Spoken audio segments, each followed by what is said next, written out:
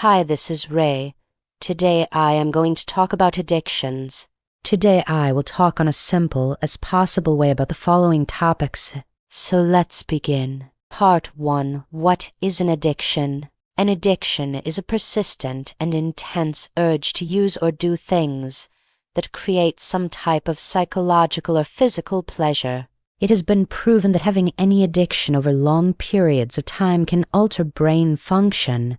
This is due to them altering how existent neurons' connections are made, specifically related to the brain's reward system, classifying them as a brain disorder as it alters the person physically to not just psychologically. On the U.S. in a study of 2013, over 90% of people who were addicted to illicit substances had engaged with them under the age of 18. This is due to the fact that teenagers develop on average more the reward system of the brain than the cognitive control center, making it easier to modify behaviors and manipulate the person. People with other characteristics like depression, anxiety, ADHD, PTSD, and others are even more likely to develop any addiction. Part 2. How to identify an addiction. While some behaviors are exclusive to specific addictions, they have multiple things in common overall. A very easy way to know if you have addiction to something is to suddenly just stop doing it and see how you and your body reacts to the change. For understanding some of them more easily, I will put, for example, an alcohol-addicted person and only the behaviors that are mostly shared. During the first stage of not engaging with drinking, behavior can be more aggressive and spontaneous than usual, feel anxious, or alter sleeping. The interesting about this changes is that the more stages we advance, not only do they persist, but they also get more intense. During the second stage of not engaging with drinking, mostly during or after the second day, the thought of doing or engaging with their addiction can be present most of the time. They struggle a lot to sleep and feel very anxious most of the time. If you are testing yourself to see if you have a developed addiction or not to something, and you have reached stage 2, I highly recommend to stop the abstinence and take it as a yes, since stage 3 can become dangerous. During stage 3, withdrawal syndrome can and most likely will manifest. But what does this mean exactly? Withdrawal syndrome can vary depending on the addiction, however it mostly follows the lines of a begin crashing out due to anxiety, start sweating cold, increased heart rate, high difficulty to concentrate, and a massively intense craving for the addiction, and while they eventually end, they can happen multiple times, depending on the addiction. These episodes can even become fatal due to cardiac arrest. Part 3. Consequences of addictions.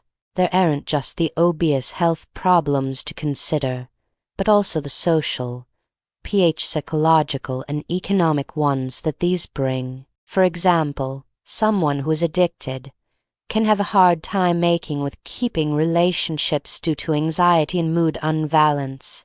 We also need to consider that most want to keep it a secret, either due to shame, convenience, or disregarding the addiction as something normal. And economical, as most addictions require a long time and money to be done, and being broke does not help with anxiety. Part 4.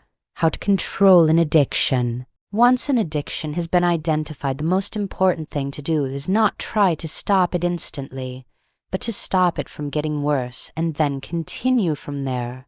As both insider and outsider to addictions, I will share my way of understanding them. I want you to think of it as a very mean, evil dog that you are forced to take care of. When you engage with your addiction, you are giving it food. So it starts as a small dog. It just bothers you a bit and you can ignore it. After you don't feed it for a while, it becomes a normal-sized dog.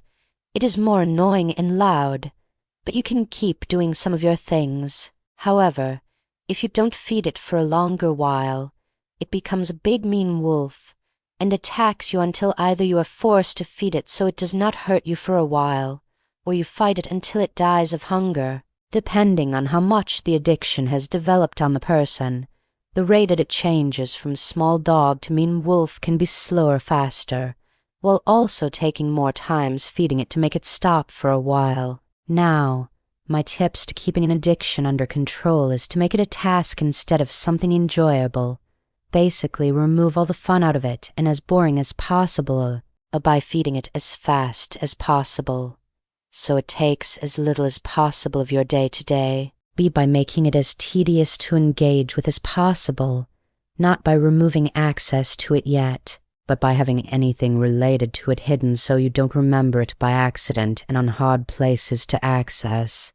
That way there is friction each time you may try to interact with it. Part 5. How to remove an addiction. Removing an addiction once it has been put under control is basically following the steps of Part 4 but slowly reducing the amount of times and intensity that you interact with that addiction. Quitting is the most slow and difficult part of dealing with an addiction.